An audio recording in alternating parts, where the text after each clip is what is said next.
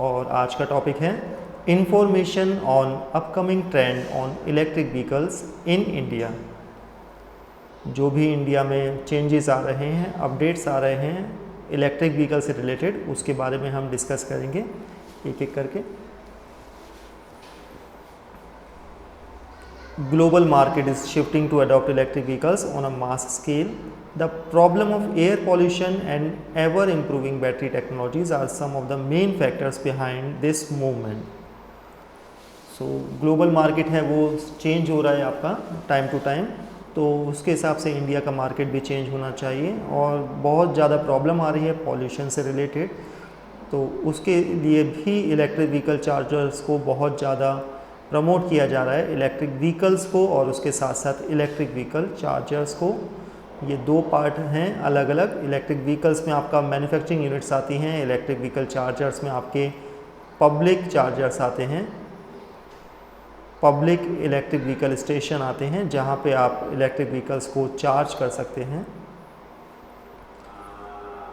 Ever improving battery technologies are some of the main factors behind this movement. और batteries का बहुत ज़्यादा role रहता है इलेक्ट्रिक व्हीकल्स में, और धीरे धीरे नई नई टाइप्स की बैटरीज़ मार्केट में आ रही हैं जिनके क्वालिटी भी अच्छी है, टाइम पीरियड भी ज़्यादा है, प्राइस भी कम है, और इस वजह से अच्छे इलेक्ट्रिक व्हीकल्स मार्केट में आ रहे हैं। 2021 में आने स्टार्ट हो गए हैं और 2020 में भी आ चुके हैं और 2021 में भी आएंगे।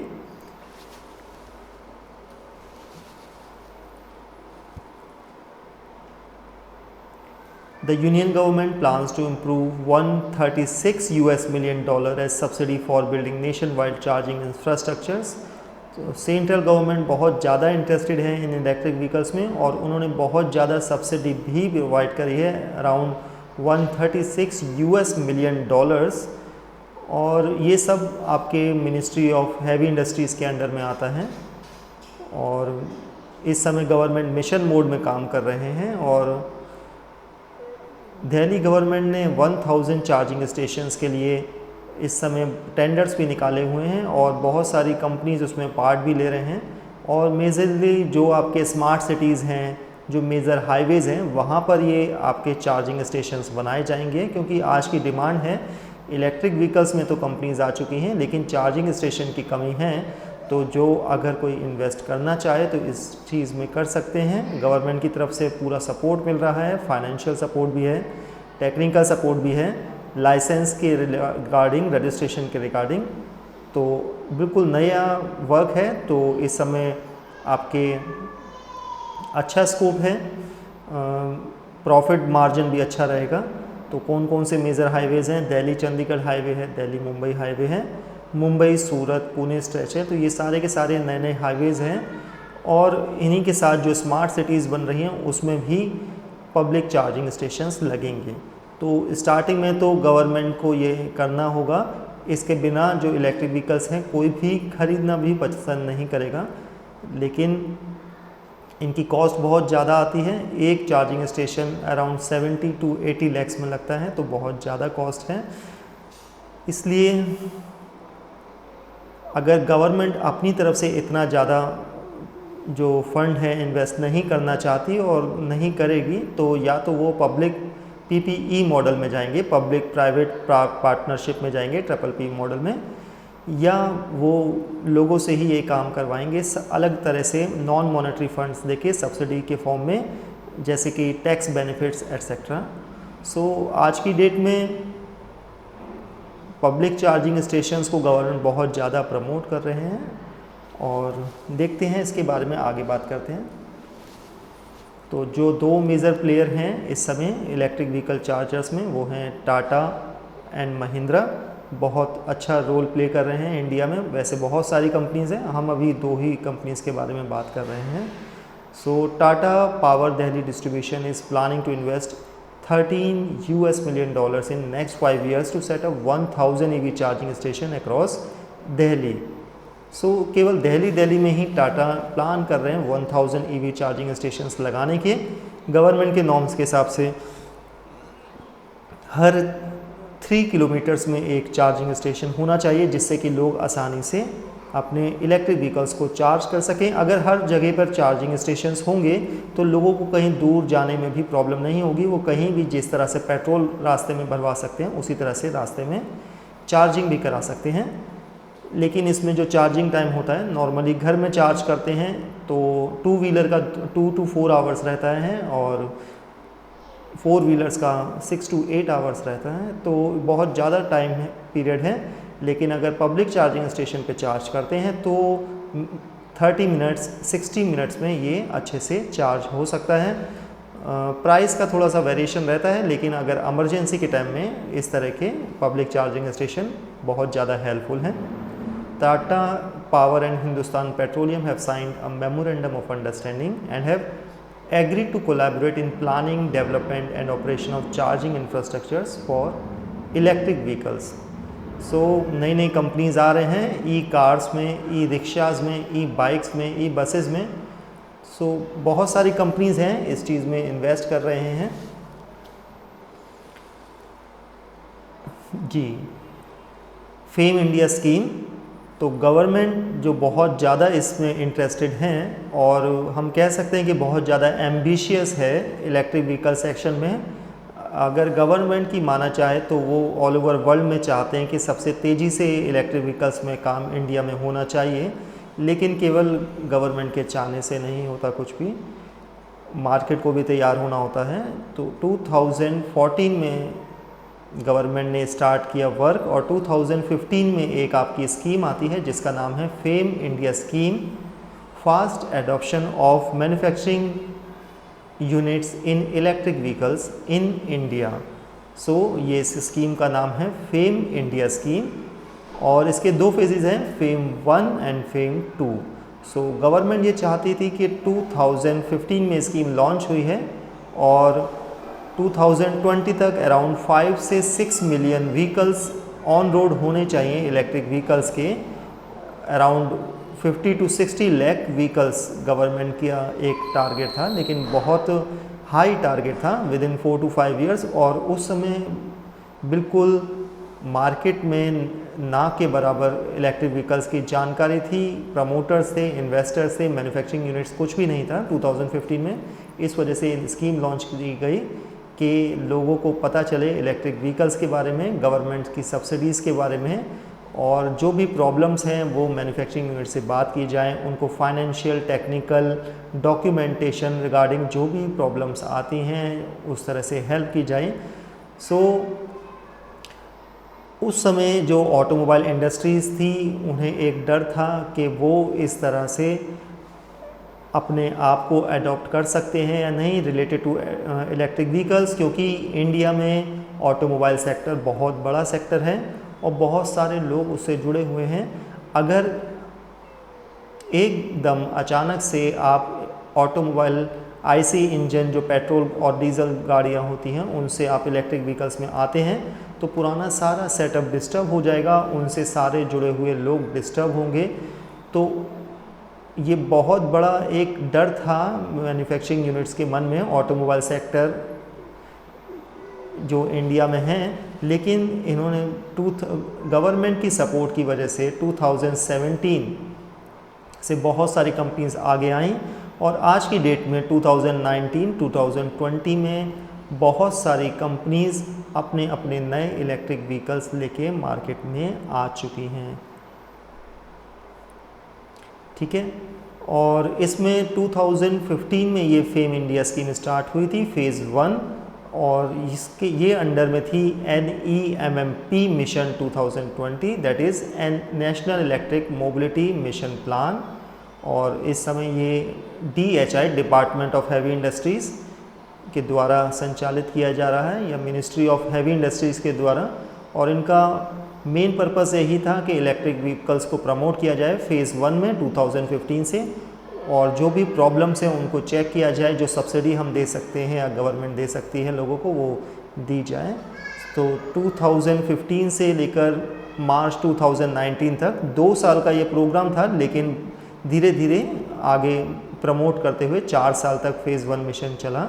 और इसमें लोगों की, मार्केट की, ऑटोमोबाइल इंडस्ट्रीज़ की, मैन्युफैक्चरर्स की, बायर्स की, सबकी प्रॉब्लम्स को सुना गया है, चेक किया गया और उससे रिलेटेड सब्सिडी भी प्रोवाइड करी गई। इन 4 सालों में 500 करोड़ अराउंड 500 करोड़ से ज़्यादा की सब्सिडी फ़ेज़ 1 में गवर्नमेंट के द्वारा दी गई। इसके बाद स्टार्ट होता है फ़ेज़ 2 जो 1 अप्रैल 2019 से स्टार्ट हुआ और अगले 3 साल तक चलेगा। इसमें गवर्नमेंट का प्लान है कि जिस तरह से ऑटोमोबाइल इंडस्ट्री रेडी हो चुकी है उसी तरह से बायर्स को भी प्रमोट किया जाए और उसके साथ साथ इंफ्रास्ट्रक्चर को भी डेवलप किया जाए।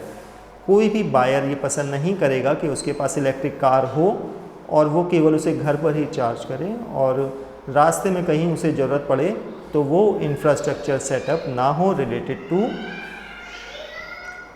चार्जिंग।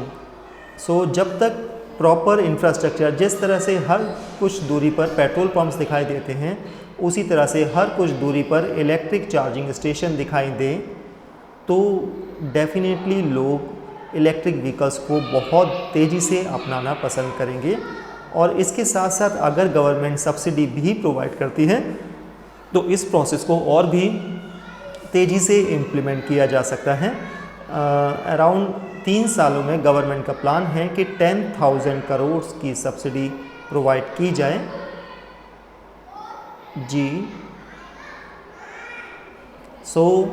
ये सारी चीज़ें बहुत तेज़ी से इलेक्ट्रिक व्हीकल सेक्टर को प्रमोट करने के लिए की जा रही हैं और गवर्नमेंट का प्लान पहले 2020 तक था कि around 5 to 6 million vehicles on road होने चाहिए इलेक्ट्रिक व्हीकल्स, लेकिन इस समय थोड़े कम हैं क्योंकि इंडिया में इंफ्रास्ट्रक्चर सेटअप तैयार नहीं था उस समय, ऑटोमोबाइल इंडस्ट्री भी रेडी नहीं थी, बायर्स में भी इतनी अवेयरनेस नहीं थी इलेक्ट्रिक व्हीकल्स के रिगार्डिंग, पॉल्यूशन एनवायरनमेंट के रिगार्डिंग। सो धीरे धीरे ये चेंज हो रहा है और इसमें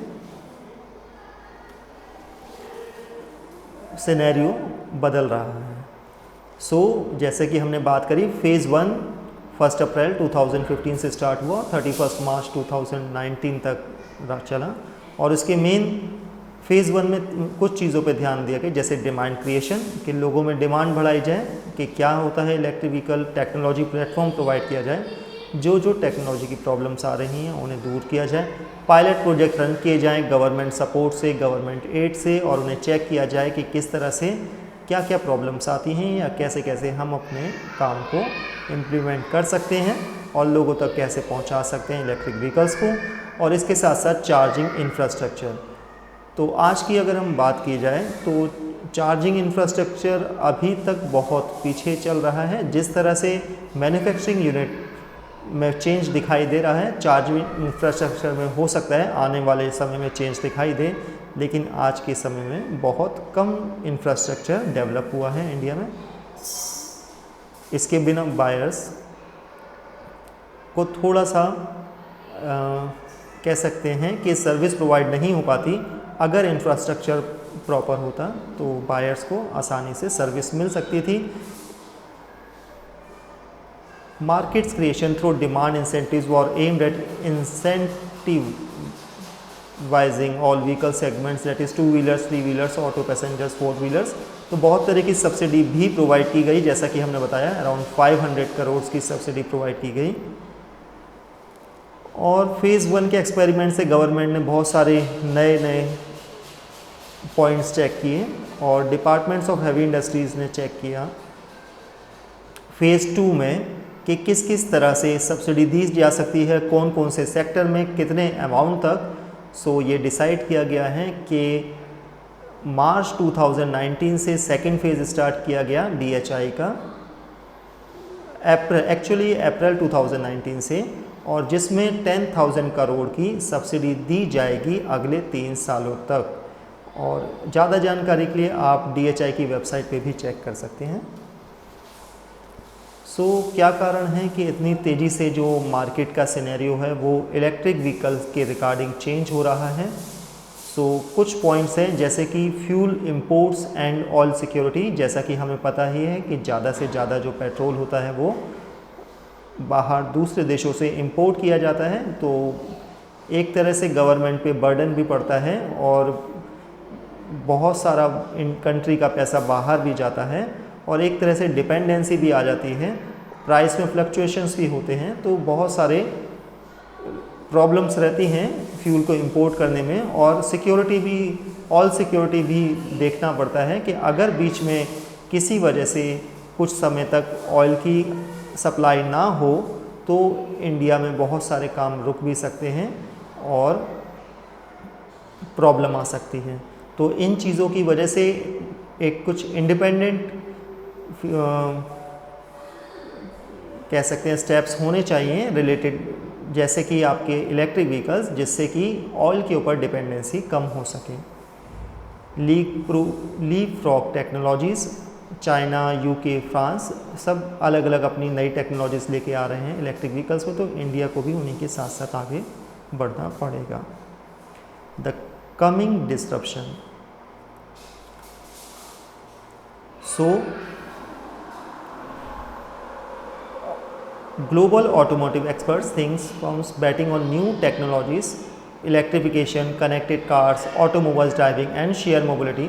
सो नई नई टेक्नोलॉजी मार्केट में आ रही हैं, तो जैसे कि गूगल्स ने विदाउट ड्राइवर्स के एक व्हीकल स्टार्ट किया, ऐसे ही बहुत सारी टेक्नोलॉजीज़ हैं, कुछ इलेक्ट्रिक टेक्नोलॉजीज़ हैं, कुछ आपकी हाइब्रिड टेक्नोलॉजीज़ हैं, तो मार्केट के साथ साथ ही चलना पड़ता है सबको। तो इस वजह से भी एक चेंज आ रहा है कि जैसे जैसे वर्ल्ड का सिनेरियो चेंज हो रहा है उसी साथ साथ इंडिया का भी सिनेरियो चेंज हो रहा है। And the most important last is carbon emission and pollution. तो पॉल्यूशन की वजह से लोग इलेक्ट्रिक व्हीकल सेक्शन में बहुत ज़्यादा इंटरेस्टेड हैं, तो अगर उन्हें कोई अच्छा ऑफ़र दिया जाता है तो डेफिनेटली लोग उस चीज़ को पसंद करेंगे और इससे पॉल्यूशन भी कम होगा और एक साथ साथ नॉइज़ पॉल्यूशन का भी प्रॉब्लम कम हो सकता है, क्योंकि इलेक्ट्रिक व्हीकल्स में जो नॉइज़ पॉल्यूशन है वो कंपैरेटिवली आईसी इंजन्स के मुकाबले कम होता है, तो बहुत ज़्यादा इफेक्ट पड़ेगा related to air pollution as well as noise pollution. Now concerns of the Indian auto sector. So government ने कुछ नॉर्म्स निकाले 2016 में, जैसे BS4 नॉर्म से BS6 नॉर्म्स, एमिशन नॉर्म्स, तो इसमें पॉल्यूशन कम होता है गाड़ियों में, लेकिन ऑटोमोबाइल इंडस्ट्री को इसमें बहुत ज़्यादा पैसा इन्वेस्ट करना पड़ता है, अराउंड 60,000 करोड़ प्लस। सो पैसा पुरानी टेक्नोलॉजी में इन्वेस्ट करने से अच्छा ऑटोमोबाइल सेक्टर ने इलेक्ट्रिक व्हीकल्स में इन्वेस्ट करना ज़्यादा पसंद किया और आज की डेट में रिज़ल्ट सामने आ रहे हैं। और कुछ समय पहले तक एक फियर था इंडस्ट्री में, एक डर था, लेकिन आज वो डर कम हो रहा है और ज़्यादातर जो इंडस्ट्रीज़ हैं ऑटोमोबाइल सेक्टर की इलेक्ट्रिक व्हीकल सेक्शन में आ रही हैं। कुछ मॉडल्स लॉन्च हो चुके हैं 2020 में, कुछ होने वाले हैं और कुछ 2021 में होंगे। तो ये कुछ पॉइंट्स हैं, कंसर्न्स हैं, जैसे कि पुरानी जो इंजन्स थे उससे बहुत सारी इंडस्ट्रीज़ जुड़ी हुई थी, जैसे कि कास्टिंग, फोर्जिंग, मशीनिंग सेक्टर्स, और उनसे जुड़े हुए बहुत सारे लोग हैं। तो अगर इसमें इफ़ेक्ट आता है तो इनडायरेक्टली बाकी सारे सेक्टर्स पे भी इफ़ेक्ट आएगा, तो उसको भी गवर्नमेंट को ध्यान में रखना ज़रूरी है। तो एकदम से बिल्कुल नई चीज़ नहीं ला सकते, तो इन चीज़ों पर भी काम चल रहा है गवर्नमेंट की तरफ से। And the next is infrastructure concerns. So buyers electric vehicles buy कर सकते हैं अगर उन्हें प्रॉपर सर्विस प्रोवाइड की जाए, अगर उन्हें प्रॉपर इंफ्रास्ट्रक्चर प्रोवाइड किया जाए related to charging, related to service, तो किसी भी बायर को जहां तक हम समझते हैं इलेक्ट्रिक व्हीकल्स परचेज़ करने में कोई भी प्रॉब्लम नहीं होनी चाहिए, क्योंकि इसके रनिंग कॉस्ट भी बहुत कम होती हैं। सो विंग बायर्स, सो बायर्स, सभी बायर्स एक तरह के नहीं होते, इसलिए हम नहीं कह सकते कि इलेक्ट्रिक व्हीकल्स आसानी से लोग एक्सेप्ट कर लेंगे, लेकिन अगर कुछ प्रमोट किया जाए इलेक्ट्रिक व्हीकल्स को, सब्सिडाइज़ किया जाए, तो लोग इसे जल्दी अपना सकते हैं, इसकी स्पीड को हम बढ़ाया जा सकता है। सो इंडिया को इलेक्ट्रिक व्हीकल सेक्शन में क्यों आना पड़ा? क्योंकि चाइना भी इसका बहुत अच्छा एक रीज़न है। चाइना ने 2009 में ही इलेक्ट्रिक व्हीकल पे फोकस करना शुरू कर दिया था और इंडिया ने 2015 के बाद स्टार्ट किया, तो थोड़ा पीछे स्टार्ट किया, लेकिन फिर भी इस समय इंडिया में वर्क चल रहा है, ये अच्छी बात है।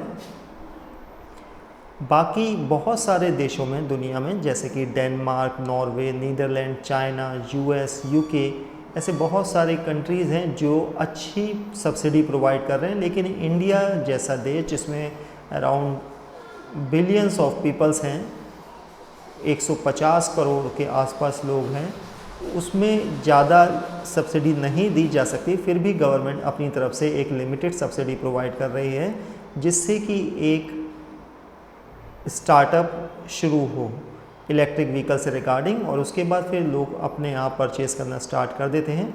तो शुरू में गवर्नमेंट के द्वारा सब्सिडी दी जाएगी, और जो बाद में परचेस करेगा, और हो सकता है तब तक वो लिमिटेड सब्सिडी ख़त्म हो जाए।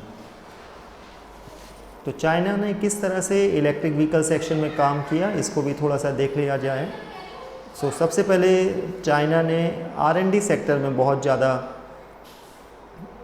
अपना पैसा इन्वेस्ट करते हैं। लोकल बैटरीज़ की R&D में भी चाइना ने बहुत पैसा खर्च किया कि किस तरह से नई नई बैटरीज़ वर्क कर सकती हैं। लिथियम आयन बैटरी भी एक नई टेक्नोलॉजी है जो बहुत जल्दी चाइना ने अडॉप्ट कर ली, और ज़्यादातर लिथियम भी इस समय चाइना से ही अवेलेबल हो रहा है।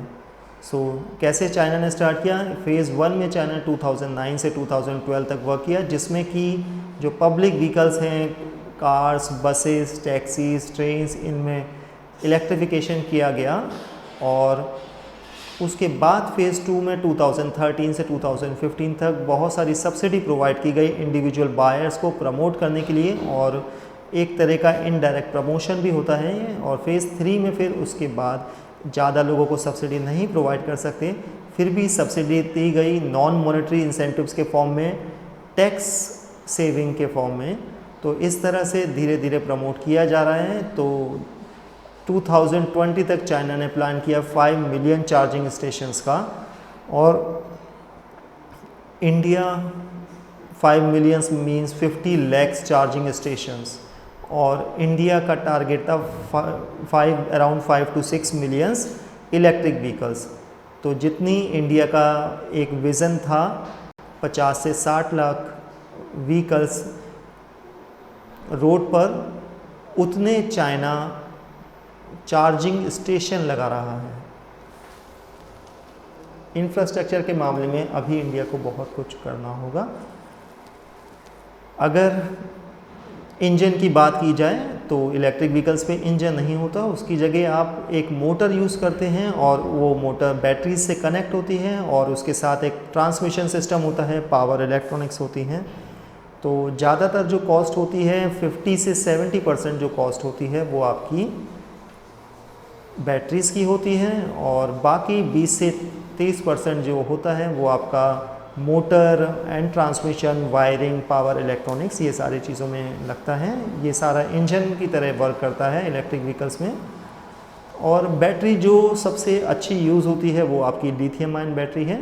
तो बैटरी आप नॉर्मल भी यूज़ कर सकते हैं, जैसे कि lead acid battery, dry batteries, और भी बहुत सारी बैटरीज़ आती हैं। लेकिन लिथियम आयन बैटरी सबसे ज़्यादा यूज़ की जाती हैं। एक इसकी कॉम्पैक्ट साइज़ होता है, साइज़ बहुत छोटा है, लिमिटेड है, इस वजह से इसे यूज़ करते हैं।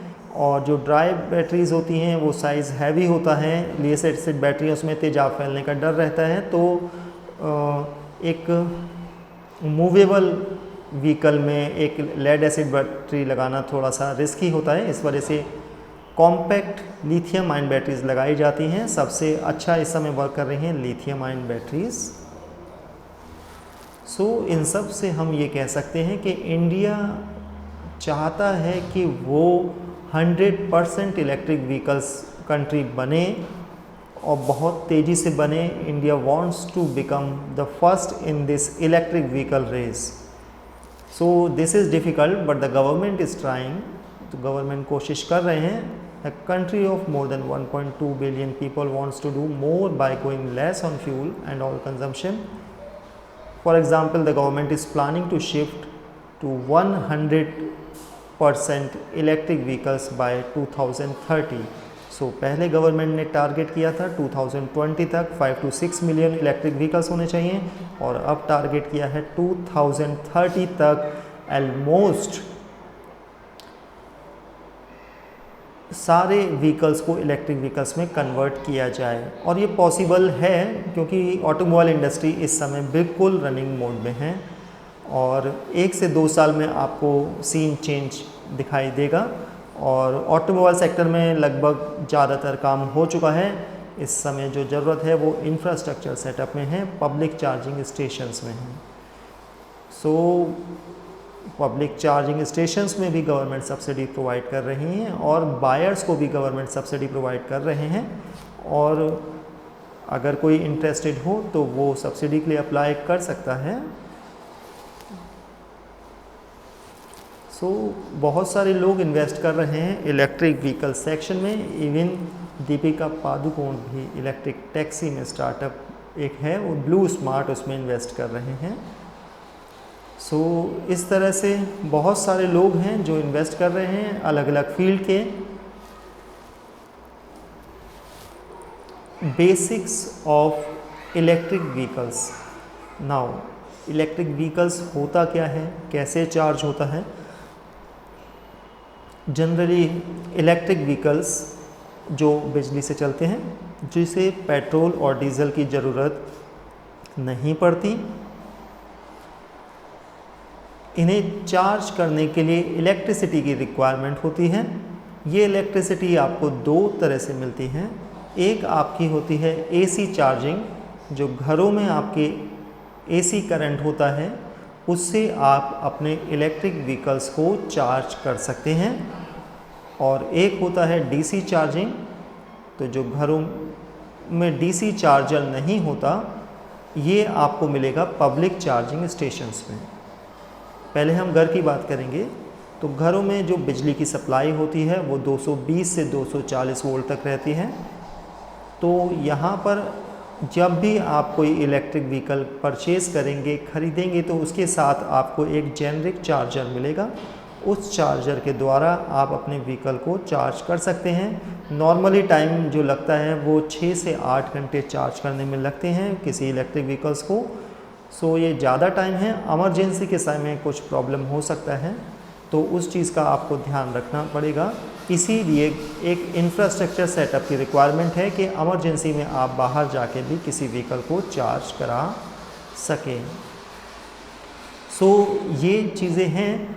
और जो बैटरी आपकी चार्ज होती है वो डीसी बैटरी होती है, और जो घरों में करंट होता है वो आपका एसी करंट होता है। एसी करंट को डीसी करंट में बदलने के लिए या तो एक चार्जर की रिक्वायरमेंट होती है या एक इन्वर्टर की रिक्वायरमेंट होती है। जनरली जो इलेक्ट्रिक व्हीकल्स आते हैं उनके अंदर ही एक छोटा charger, on board charger inbuilt होता है, जिससे कि जो एसी करंट है वो आपका बैटरी में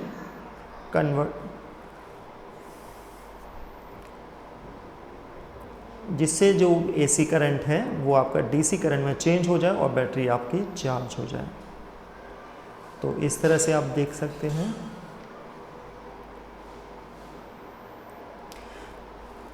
तो ये है आपका बेसिक एसी चार्जर। अगर आप चाहते हैं कि आपका व्हीकल, इलेक्ट्रिक व्हीकल थोड़ा जल्दी चार्ज हो, तो उसके लिए आप एक अलग से इन्वर्टर भी लगा सकते हैं, तो जिसकी रेंज थोड़ी ज़्यादा होगी।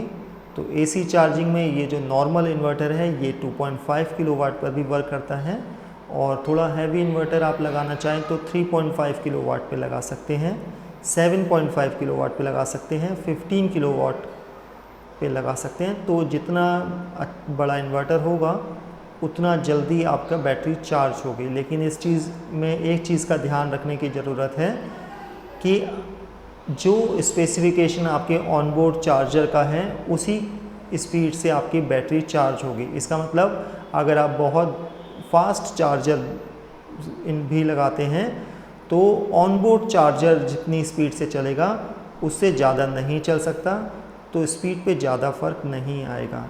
अगर आप चाहते हैं आपकी बैटरी बहुत जल्दी चार्ज हो तो उसके लिए आप पब्लिक चार्जर में जाके अपनी बैटरी को चार्ज कर सकते हैं, जहाँ पे 30 से 60 मिनट्स में आपकी पूरी व्हीकल जो है फुल चार्ज हो सकता है।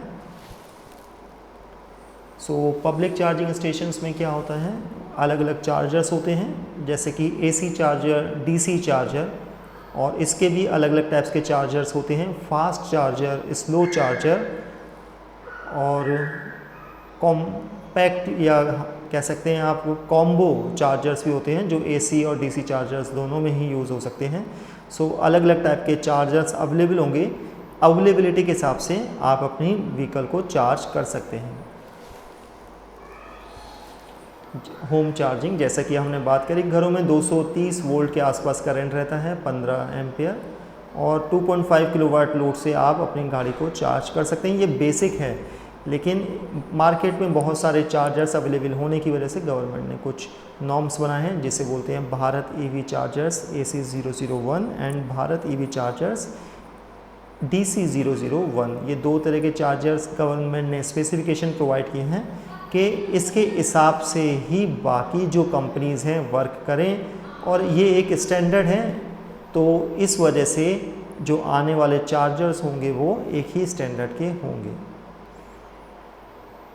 तो नॉर्मल 2 से 3 घंटे तो बहुत कम है। जैसे कोई छोटा स्कूटर, एक्टिवा, इलेक्ट्रिक व्हीकल है तो वो 2 से 3 घंटे में हो सकता है, लेकिन जनरली ये भी 6-7 घंटे टाइम लेता है, और जो कार भी है वो भी 6 से 8 घंटे चार्जिंग में टाइम लेती है। सो पब्लिक चार्जर, अगर आप घर में AC से चार्ज कर रहे हैं तो आप बिना किसी चार्जर के भी काम चला सकते हैं।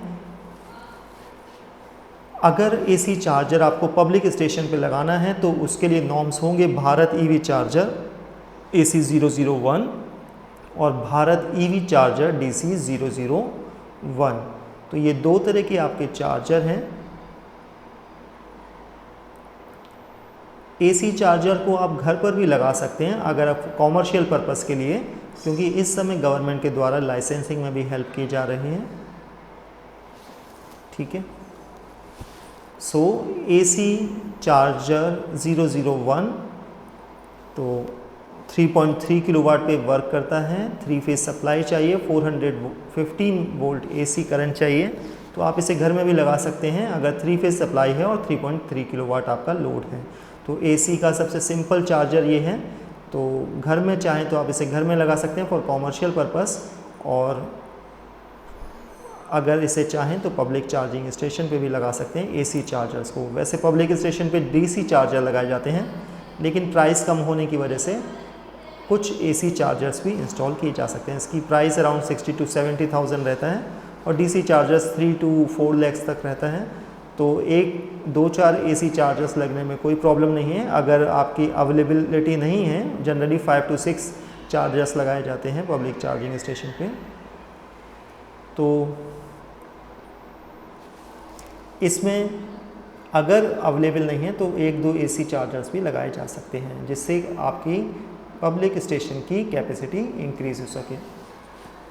DC 001 जैसे कि AC चार्जर था 001, ऐसे ही DC चार्जर 001, इसके लिए कम से कम 15 किलोवाट की रिक्वायरमेंट है। इसको आप घर में नहीं लगा सकते क्योंकि घर में आपका DC करंट अवेलेबल नहीं होता। तो या तो आपको एक कॉमर्शियल कनेक्शन लेना पड़ेगा DC करंट के लिए, उसी के साथ आपका लाइसेंसिंग का वर्क भी पूरा हो जाएगा। आउटपुट पावर में 15 किलोवाट आपका लोड मिलेगा। कनेक्टर इसमें जो यूज़ होता है GBT 20234.3, जनरली इस तरह के कनेक्टर आपके एशियन कंट्रीज़ में यूज़ होते हैं। बहुत सारी जो कंपनीज़ हैं वो अपनी इलेक्ट्रिक व्हीकल के साथ अपने ही कनेक्टर प्रोवाइड कराते हैं, लेकिन वो पर्सनल यूज़ के लिए होते हैं, कॉमर्शियल यूज़ के लिए नहीं होते।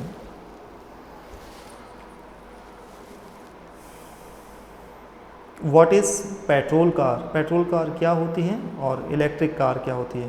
जैसे कि हमें पता ही है, जो गाड़ी पेट्रोल से चलती है वो पेट्रोल कार या डीजल कार कह सकते हैं। अगर कोई डीजल पे कार चल रही है तो इसके अंदर इंटरनल कंबशन इंजन लगा होता है। इसे चलने के लिए पेट्रोल या डीजल की रिक्वायरमेंट होती है।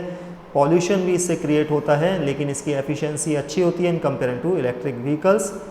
सो बहुत समय से इस तरह की गाड़ियाँ चल रही हैं, लेकिन ये समय आ गया है कि अब इनकी जगह इलेक्ट्रिक व्हीकल्स आएँ या नए तरह के इंजन्स आएँ।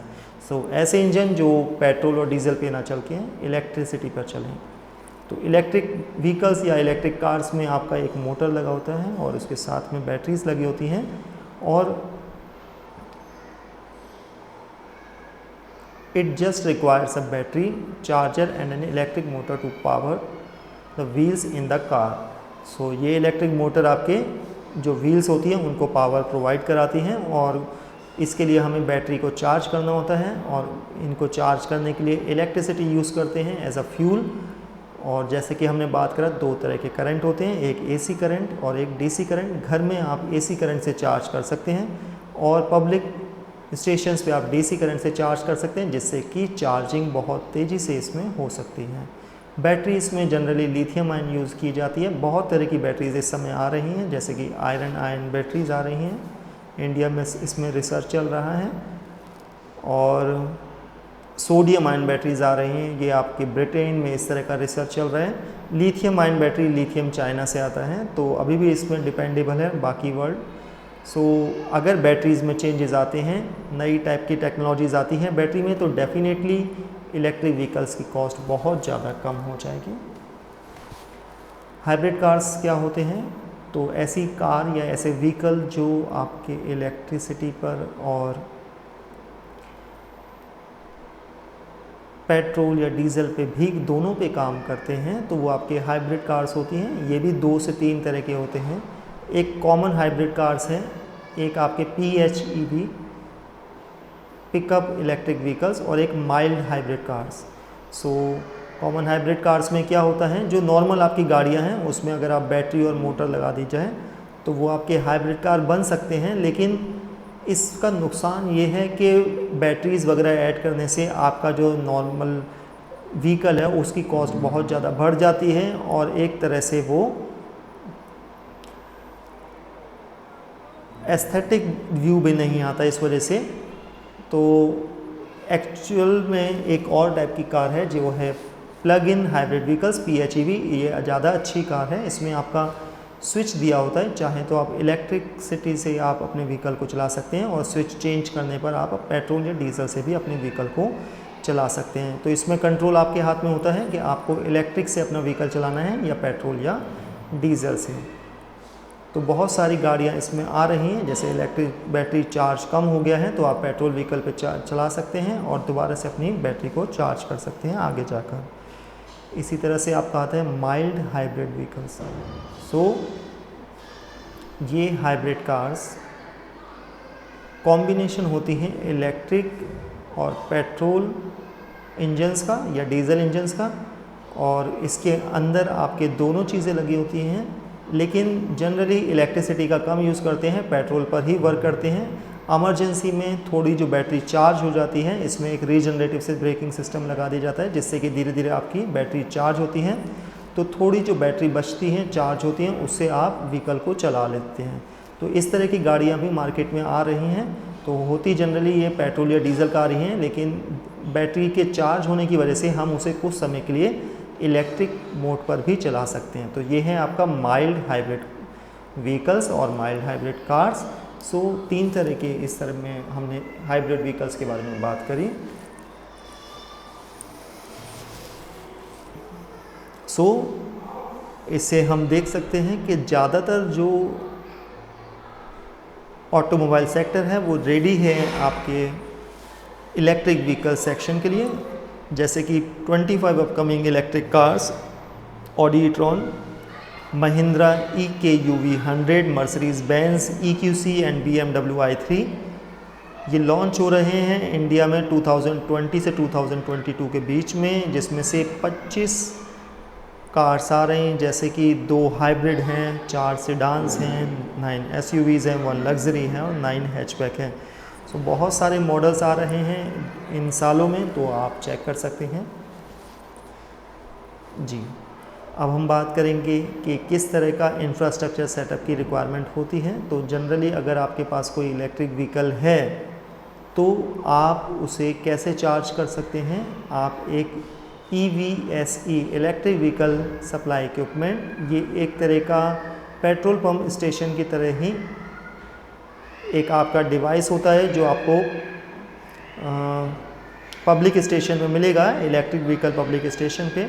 वहाँ पे जाके आप अपनी गाड़ी को चार्ज कर सकते हैं। इसमें एक प्लग लगा होता है, एक कनेक्टर लगा होता है, कुछ स्लो कनेक्टर होते हैं, कुछ फास्ट कनेक्टर होते हैं, कुछ एसी कनेक्टर हैं, कुछ डीसी कनेक्टर हैं, कुछ कॉम्बो कनेक्टर हैं which works both on AC and DC. तो आप अपनी सूटेबिलिटी और अवेलेबिलिटी के हिसाब से कनेक्टर चूज़ कर सकते हैं और उससे अपनी व्हीकल को चार्ज कर सकते हैं। इसमें एक तरह का सॉफ्टवेयर भी आप अलग से इंस्टॉल कर सकते हैं, CMS, computerize, that is computerize software. इसमें जो इलेक्ट्रिक व्हीकल सेक्शन होता है वो आपके व्हीकल से आपस में बातचीत कर सकते हैं, जो चार्जर है और जो व्हीकल है, कि कितना टाइम में आपकी गाड़ी चार्ज होगी, आपका व्हीकल चार्ज होगा और कितना चार्ज हो चुका है। ये सारे की सारी अपडेट्स आपके सॉफ्टवेयर पे आपको लगातार मिलती रहती हैं और इस सॉफ्टवेयर को आप अपने मोबाइल ऐप के द्वारा भी यूज़ कर सकते हैं और चेक कर सकते हैं कि कितना टाइम में आपका व्हीकल चार्ज होगा, कितना बिलिंग वगैरह में भी आप मोबाइल ऐप्स के थ्रू कर सकते हैं। तो टाइम का भी इसमें पता चल जाता है आपका, और बैटरी कितनी चार्ज हुई है और कितना टाइम अभी बाकी है चार्ज होने में, वो सारी चीज़ें आपकी पता चल सकती हैं। सो स्मार्ट पेमेंट ऑप्शन भी अवेलेबल है इसके साथ में। सो बहुत सारे electric car price list 2020 in India. So बहुत सारी कार्स हैं जैसे कि Tata Nexon EV, MG ZS EV, Hyundai Kona electric, Tata Tigor EV, Mahindra e-Verito. So price की बात हम नहीं करेंगे क्योंकि अलग अलग एरियाज़ में अलग अलग कुछ प्राइसेस हैं, तो ये आप अपने आप चेक कर सकते हैं जी। तो मार्केट में कौन कौन सी इलेक्ट्रिक व्हीकल्स अवेलेबल हैं उनके बारे में थोड़ा सा हम बात कर लेते हैं। तो जैसे कि आप ये कार देख सकते हैं, स्पेशली इस मॉडल, स्पेशली कार मॉडल जो आपका ब्लैक कलर का है, डेट इज़ हिंदुस्तान एम्बेसडर, और सबसे ज़्यादा पॉपुलर मॉडल आप कह सकते हैं इंडिया में हिंदुस्तान एम्बेसडर। सो 1958 से लेकर 2014 तक around 7 generation cars, Ambassador cars आ चुकी हैं, और 2014 में कंपनी ने इसका प्रोडक्शन बंद कर दिया। उसके बाद भी इसकी इतनी ज़्यादा डिमांड थी कि आज भी अगर इस प्रोडक्शन स्टार्ट हो तो इनकी जो सेल है स्टार्ट हो सकती है, लेकिन इनका जो टाइम था अब ओवर हो चुका है। अब नई टेक्नोलॉजी मार्केट्स में आ रही हैं जैसे कि इलेक्ट्रिक कार्स।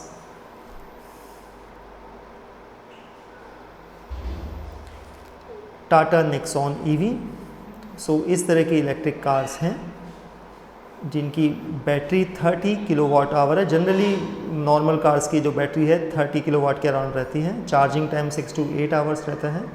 माइलेज इसका अच्छा है, 300 kilometre, 312 kilometre, and speed is also good, 120 kilometre per our.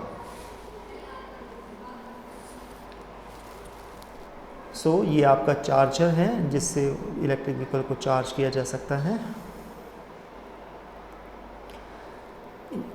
इस तरह के चार्जर्स जो हैं ये जेनरिक चार्जर्स हैं जो आपके व्हीकल के साथ अवेलेबल भी हो जाते हैं।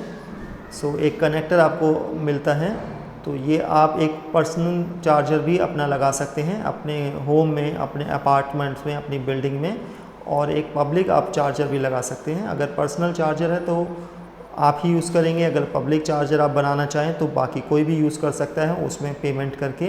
तो एक छोटा सा इनकम भी स्टार्ट हो सकता है इस तरह से, छोटे से चार्जर लगाने से। अराउंड कॉस्ट भी इसकी ज़्यादा नहीं रहती।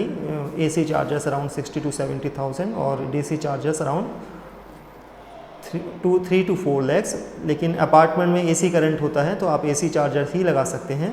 तो इसमें अलग अलग टाइप के AC चार्ज हैं। बेसिक की कॉस्ट 60 to 70,000 है। बाकी जैसे जैसे आप साइज़ चार्जर्स के इंक्रीज़ होते हैं वैसे वैसे कॉस्ट भी इंक्रीज़ हो जाती है। तो अपार्टमेंट्स में, बिल्डिंग्स में, सोसाइटीज़ में ये बहुत ज़्यादा हेल्पफुल हो सकता है। टाटा टिगोर EV, सो इनकी बैटरी जो है केवल 16.2 किलोवाट है, लेकिन मार्केट के, सिटी मार्केट के हिसाब से, सिटी में रोड के हिसाब से बहुत अच्छा सूटेबल है। Mileage 140 kilometre, that is quite enough. Speed भी अच्छा है, 80 kilometre per our.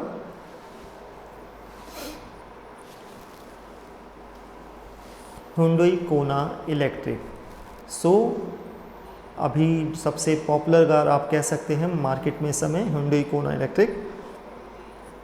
Battery 39.2 kilowatt hour, battery बहुत अच्छा है, चार्जिंग भी 6 आवर्स में है और mileage around 452 kilometre, that is quite high, बहुत अच्छा माइलेज है इसका। And speed 167 kilometre per our.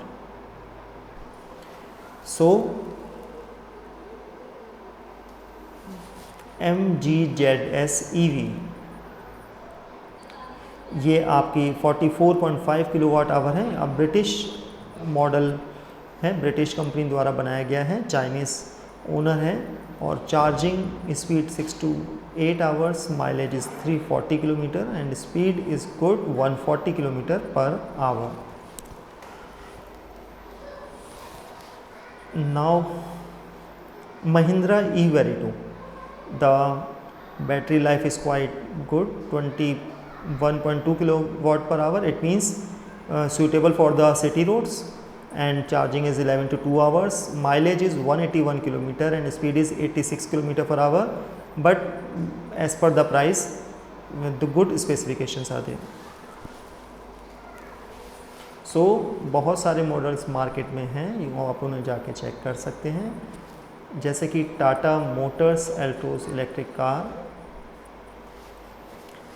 हम सभी के बारे में बात नहीं कर सकते, तो मेन जो व्हीकल्स हैं मैं उनके फिगर्स वगैरह आपको शो कर देता हूँ।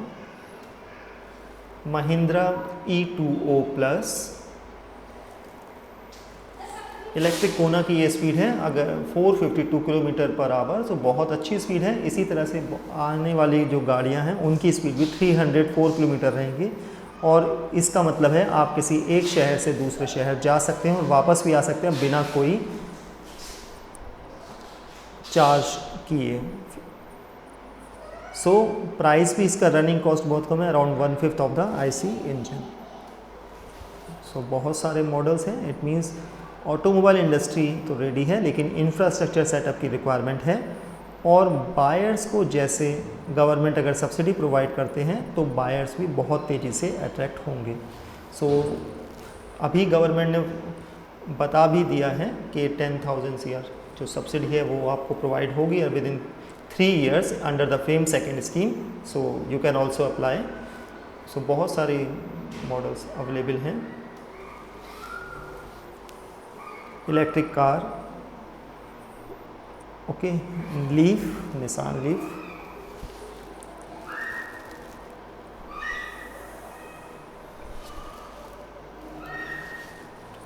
so this is the conceptual model Honda Sports EV concept,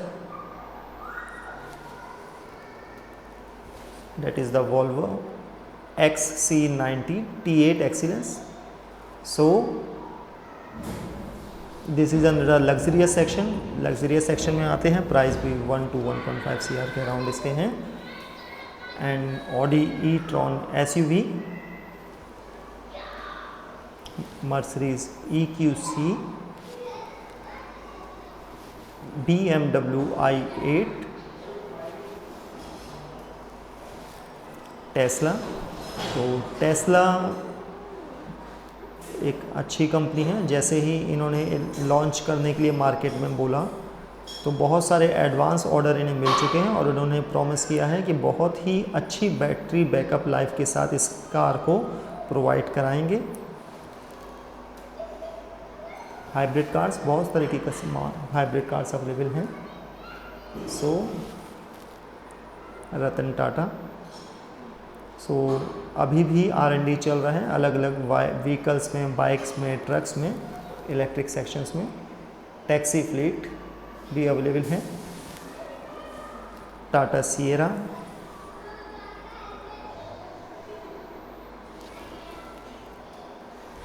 सो जैसा कि हमने कहा 2 व्हीलर सेक्शन भी अवेलेबल है, 3 व्हीलर्स हैं, 4 व्हीलर्स हैं। तो ये टाटा का एक मॉडल है, Tata nano.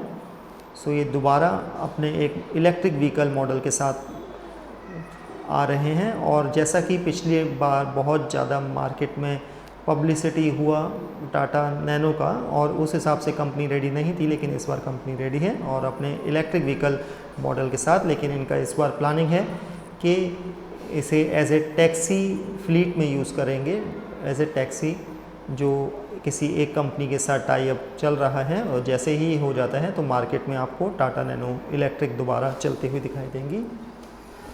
Maruti Suzuki wagon R electric, ये भी आपकी मारुति की इलेक्ट्रिक मॉडल है, similar to wagon R. So जैसे कि आपकी कार्स वगैरह के मॉडल्स हैं वैसे ही आपके स्कूटर सेक्शन भी है, that is the Okinawa electric scooter, बहुत अच्छा मॉडल है। It is mileage is more than 100 kilometre, 155 actually up to 150 kilometer, and price is reasonable. Along with the scooters there are also e-bikes. So this is the Revolt Intellicorp. ये bike अगस्त 2019 में launch हुआ और बहुत अच्छा bike है specification के हिसाब से, एस्थेटिक व्यूज़ के हिसाब से, प्राइस के हिसाब से, माइलेज के हिसाब से भी। And that is Rahul, mister Rahul Sharma in 2017 invested ₹500 crore to set up an electric two-wheeler manufacturing company, Revolt Intellicorp, with an annual capacity of 1 million units. So इन्होंने ई-बाइक सेक्शन में लॉन्च किया, इन्वेस्ट किया है, और माइक्रोमैक्स, पहले Micromax start किया था और अब ई-बाइक सेक्शन में आए हैं, और बहुत सारा मार्केट में रिसर्च किया है, अलग अलग कॉलेजेस में जाके सर्वे किया है कि लोग क्या चीज़ पसंद करते हैं, कैसी बाइक पसंद करते हैं, क्या रंग होते हैं, कितना पैसा जेब में होता है, कितना खर्च कर सकते हैं, कितना पेट्रोल पे खर्च करते हैं, सारी चीज़ सारा फीडबैक लेने के बाद एक बाइक लेके आए हैं पूरी रिसर्च के साथ। The company is set to launch its first product month of August 2019। Actually अगस्त 2019 में ये लॉन्च हो चुका है और इस समय अच्छे ऑर्डर मिल रहे हैं इन्हें। Ather Energy zoom into 10 Indian electricities with 450X electric scooter, बहुत ही अच्छा मॉडल है, इकोनॉमिकल है, 60 to 70,000 रेंज में, और more than 100 to 125 mileage, kilometre per hour mileage,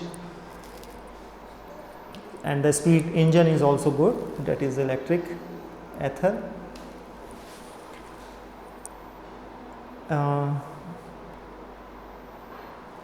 so car section, automobile section, two wheelers, three wheelers, luxurious section, bikes,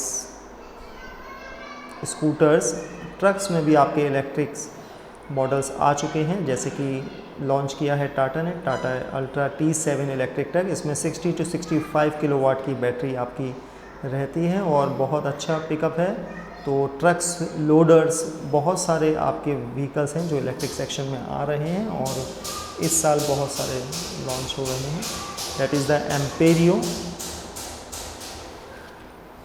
US के द्वारा एक ट्रक लॉन्च किया जा रहा है। ये आपके हाइड्रोजन फ्यूल सेल पे डिपेंड है और ये भी आपके इंडिया में आने के लिए तैयार है, लेकिन जो रोड्स हैं वो इसके अकॉर्डिंग अगर होते हैं, नॉर्मली इंडिया में 200 से 300 किलोमीटर एक ट्रक आपका चलता है एक दिन में, क्योंकि रोड्स की जैसी हालत है उसके हिसाब से, और यूएस में 700 to 800, so more than double. So price का बहुत ज़्यादा इसमें वेरिएशन रहेगा, लेकिन क्वालिटी आपको मिलेगी। तो यूएस की बहुत सारी कंपनीज इंडिया के इलेक्ट्रिक व्हीकल सेक्शन में आने को इस समय रेडी हैं।